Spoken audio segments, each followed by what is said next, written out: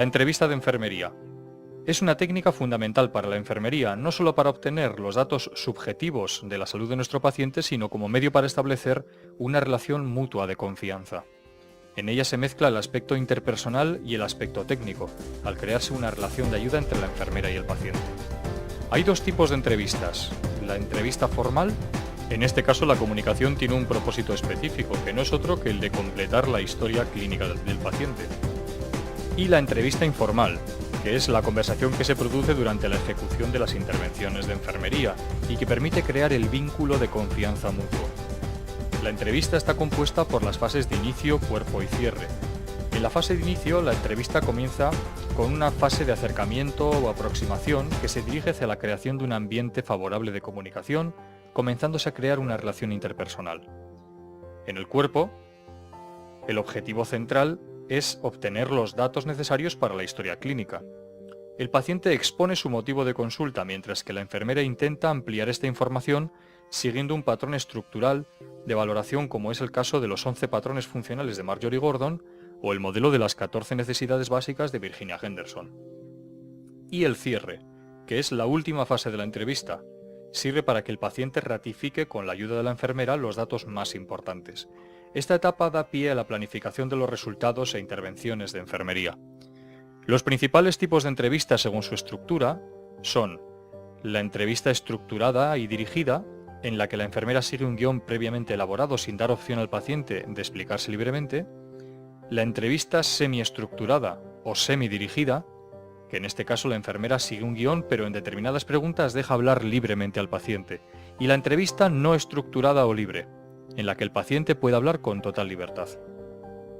Para que mediante una entrevista consigamos los datos de salud necesarios para la historia clínica, no sirve solo con tener experiencia, sino que además es necesaria la habilidad de crear una relación interpersonal terapéutica. Para ello habrá que desarrollar una buena comunicación, tanto verbal como no verbal.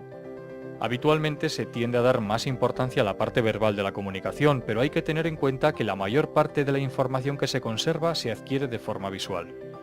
La enfermera entrevistadora tendrá que tener las siguientes habilidades. Calidez, que es la proximidad emocional entre la enfermera y el paciente, fundamentalmente se adquiere con el lenguaje no verbal, una postura sosegada, el tono de voz bajo, mirada directa. También la empatía. En el caso de la entrevista, la empatía es la identificación mental y afectiva de la enfermera con el estado de ánimo del paciente.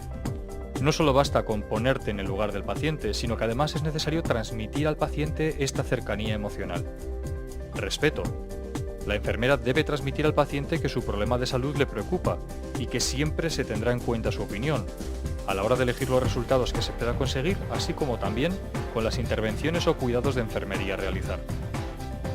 Concreción, que es la utilización por parte de la enfermera de un lenguaje que sea comprensible para el paciente.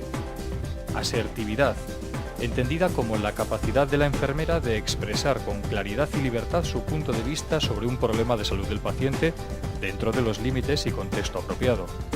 En términos más comprensibles, la asertividad se puede explicar como decir lo que es correcto y apropiado en un momento determinado, con el fin de evitar un error.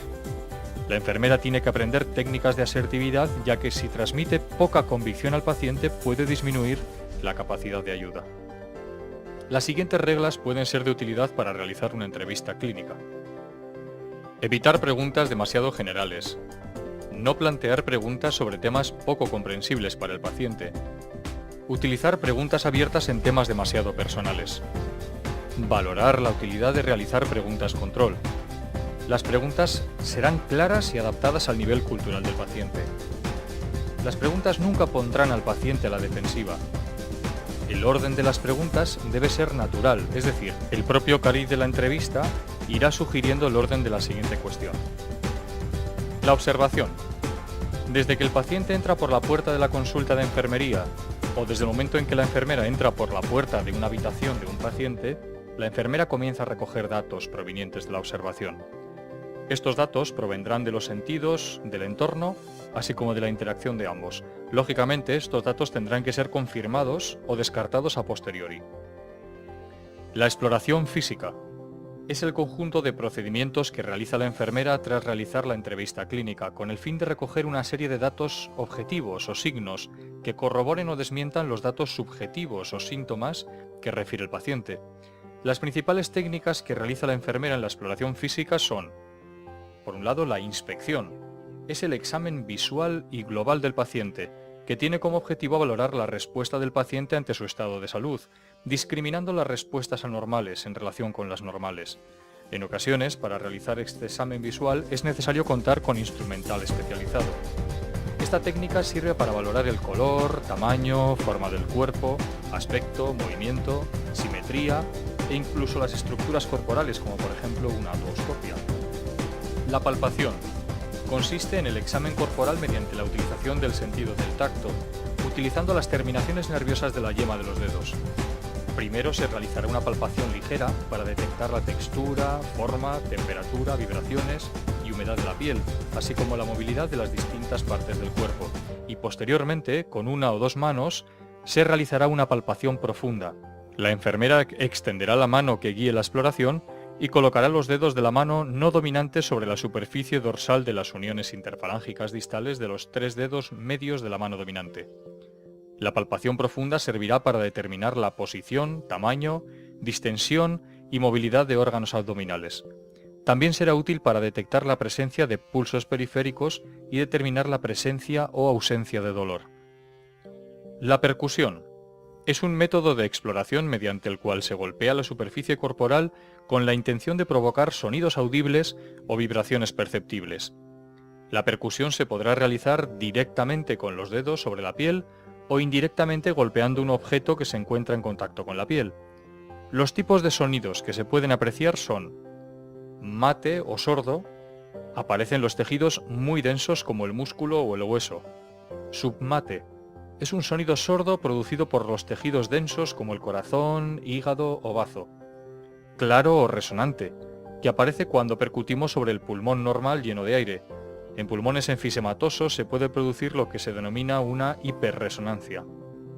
Y timpánicos, que son sonidos parecidos al de un tambor. Se encuentra al percutir el estómago lleno de aire o un carrillo de la cara. La auscultación. La auscultación es un método de exploración que consiste en escuchar los sonidos que se producen en el interior del cuerpo. La auscultación puede ser directa poniendo el oído sobre el cuerpo o indirecta utilizando un estetoscopio. Se valorará el tono, la intensidad, duración y el timbre del sonido.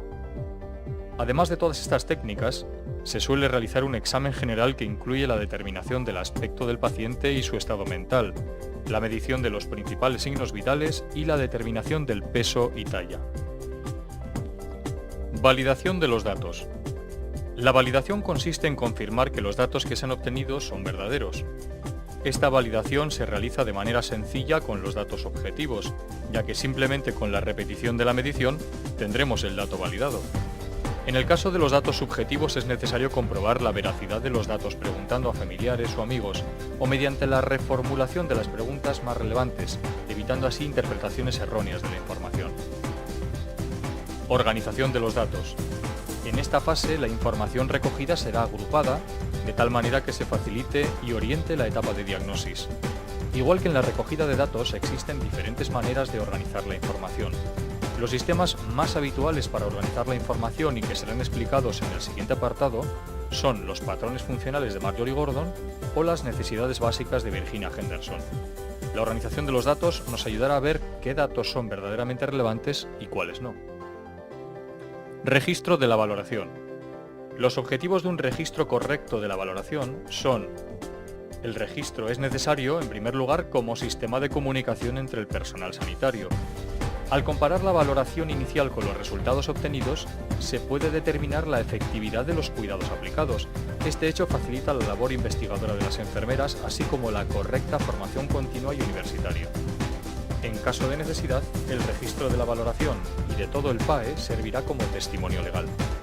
Para realizar un correcto registro de la valoración de enfermería, es recomendable seguir las siguientes normas según Lyer. Los datos deben estar reflejados de manera objetiva, sin realizar inferencias. En caso de incluir comentarios subjetivos del paciente, familia o comunidad, o de la propia enfermera, esta información deberá ir siempre entre comillas. Las interpretaciones que procedan de datos objetivos deben estar basadas en pruebas específicas y concretas. Se debe evitar utilizar términos generalistas como mucho, poco, normal, regular. Utilizaremos términos muy claros y concretos, describiendo de manera meticulosa los datos registrados. Los datos deberán ser registrados en un medio informático o escrito que sea permanente. Se debe utilizar solamente las abreviaturas de uso común. Se evitará cometer errores ortográficos. Aunque las conclusiones serán idénticas, la valoración se podrá realizar en base a diferentes criterios. Por ejemplo, desde la cabeza a los pies, por aparatos o sistemas corporales, por patrones funcionales de salud, los 11 patrones de Marjorie Gordon, o por necesidades básicas, en este caso las 14 necesidades básicas de Virginia Henderson. Los patrones funcionales de Marjorie Gordon. Los patrones funcionales son una serie de comportamientos comunes a la mayoría de las personas que contribuyen a su salud, calidad de vida y al logro de su potencial humano, y que se dan de una manera secuencial a lo largo del tiempo. La ventaja que tienen estos patrones de salud para realizar la valoración del paciente es que puede ser usada con independencia del modelo o teoría de enfermería elegida. El manejo de los patrones funcionales permite una valoración enfermera sistemática y planificada, con la que se obtiene gran cantidad de datos relevantes del paciente, tanto físicos, psíquicos, sociales como espirituales, de una manera clara y organizada, lo que facilita el análisis y la selección de los diagnósticos subyacentes.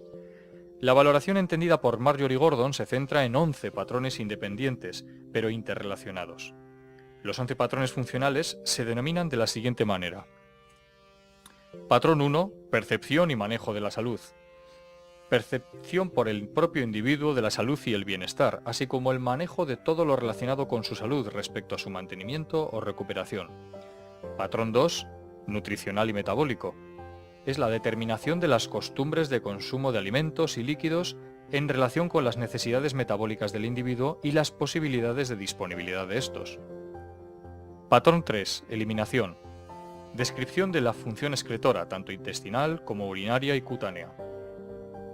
Patrón 4. Actividad y ejercicio. Capacidad para la movilidad autónoma y la actividad. Patrón 5. Sueño y descanso. Hace referencia a los patrones de sueño, descanso y relax a lo largo del día. Patrón 6. Cognitivo y perceptual. Adecuación de las funciones visuales, auditivas, gustativas, táctiles y olfativas, así como la existencia o no de dolor. Capacitación cognitiva relativa a la toma de decisiones, la memoria y el lenguaje. Patrón 7. Autopercepción y autoconcepto. Determinación del autoconcepto y las percepciones de uno mismo. Patrón 8. Rol y relaciones. Descripción del papel o rol social. Patrón 9. Sexualidad y reproducción. Satisfacción o insatisfacción con la sexualidad y descripción del patrón reproductivo. Patrón 10. Adaptación y tolerancia al estrés. Capacidad para resistirse a las amenazas para la propia integridad. Formas de manejar el estrés, sistemas de apoyo familiares o de otro tipo y capacidad percibida para controlar y manejar las situaciones. Patrón 11. Valores y creencias. Descripción de valores, objetivos y creencias, incluidas las espirituales, que guían las decisiones y opciones vitales del individuo.